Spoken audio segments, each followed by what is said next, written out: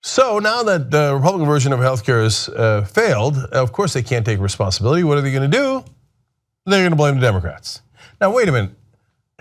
Democrats are not in control of the House or the Senate or the White House. How are they at fault?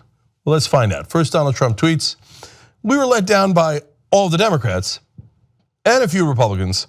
Most Republicans were loyal and terrific and work really hard. We will return." He's saying the empire will strike back. We'll see about that. But there you see a shot at the Democrats. You'll see more in a second. But Mitch McConnell joins the fun, says even though we're completely in charge, it was somehow the Democrats' fault. Let's listen. I regret that the effort to repeal and immediately replace the failures of Obamacare will not be successful. That doesn't mean we should give up. In the coming days, the Senate will take up and vote on a repeal of Obamacare combined with a stable 2-year transition period as we work toward patient-centered health care. A majority of the Senate voted to pass the same repeal legislation back in 2015. President Obama vetoed it then. President Trump will sign it now. I imagine many Democrats were celebrating last night. I hope they consider what they are celebrating. The American people are hurting. They need relief, and it's regretful that our Democratic colleagues decided early on that they did not want to engage with us seriously in the process to deliver that relief. Our Democratic friends have spoken a lot recently about wanting bipartisan solutions. Passing this legislation will provide the opportunity for senators of all parties to engage with a fresh start and a new beginning for the American people. This guy's a joke, man.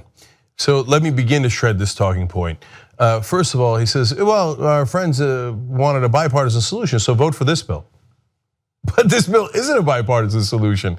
This bill is crafted only by Republicans. In fact, McConnell's office did it in secret. A lot of the Republican senators didn't have access to it until it was released to the public. So what's the part where you guys work together? You didn't work together at all. You didn't offer any fig leaf. You didn't offer one compromise to the Democrats. It is a completely Republican plan, and it is a miserable one that the American people hate. It polls at 24% popularity. And then you turn around and go, I got a great bipartisan solution. Why don't you just vote for our bill? Oh, Mitch, what would your bill do? Oh, it would destroy your plan. You remember how you guys spent all that time passing Obamacare? This would murder it.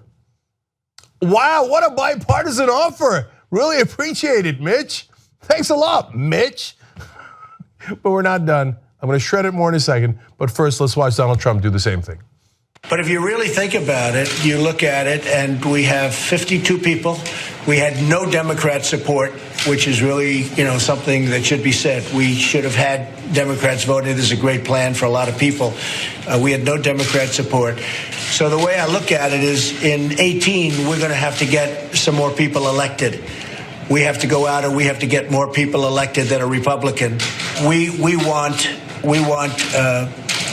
I think we're going to do very well, actually, in 18. It would be nice to have Democrat support, but really they're obstructionists.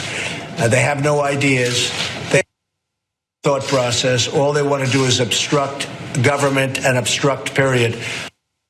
Well, actually, they had one idea. It was called Obamacare. See, that was their plan, and they passed it. Now, you're trying to destroy their plan. Why would they help you? Of course they're going to obstruct that. It's like saying, well, I was planning on passing a bill that would allow me to punch Democrats in the face. They kept blocking it. Can you believe they kept blocking the bill that would let me punch them right in the nose? I can't believe it. How come they didn't help me to break their nose? I don't know. Really, you're that dumb? Really? Look, if you're a Republican, what are your two choices here? Either he's being wildly disingenuous or he's just the dumbest guy alive. Why would the Democrats help you destroy the Democratic plan for healthcare? Why would they give you a single vote to do that? And the only people in the country that's entertaining the dumbest talking point in the history of talking points is the media that are like, oh, well, that's an interesting point. Well, now let's have an 8-person panel debate whether the Democrats should have helped Republicans destroy the Democratic idea for healthcare. Come on, man, we're wasting time discussing this like that's a real idea, huh? Should they? Is it the Democrats' fault? Well, let's call it 50-50 and be done with it. No. Should the Democrats celebrate today? Of course they should celebrate. The Republican plan was monstrous.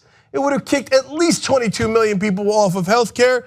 The Democrats did not have any input into the bill. They were not allowed in the drafting room. They were not allowed any amendments. They were not allowed to have any voice in the process at all. And yes, I think they should have a constructive solution. It's Medicare for all. Most of the Democrats in the House agree to that. If the Republicans would like a bipartisan solution and move on to Medicare for all, which by the way, is polling at 58%, better than Obamacare, which is polling at 50%, and way better than the Republican proposal, polling at 24%. So you want to do it? You want to do a popular plan? By the way, what does Medicare for all do? It would cover everyone. Medicare has lower costs and covers more than private insurance. Oh look, the three things that the Republicans promised when they were lying to you during the campaign. You want to do that deal? Oh, you don't, do you? Instead, you want to cut Medicare, cut Medicaid, and just give tax cuts to the rich. You want a bipartisan solution, it exists. But to ask the Democrats to take down what currently exists that they passed with blood, sweat, and tears is so stupid and ridiculous that I can't believe any person who calls himself a journalist would entertain that talking point for a second. If you see anyone legitimately debating it on TV, then you know that they are not real reporters. All they're doing is playing he said, she said, neutrality games that are not connected to reality at all. If you like this video, you'll love the whole TYT network. Check it out at tytnetwork.com/join.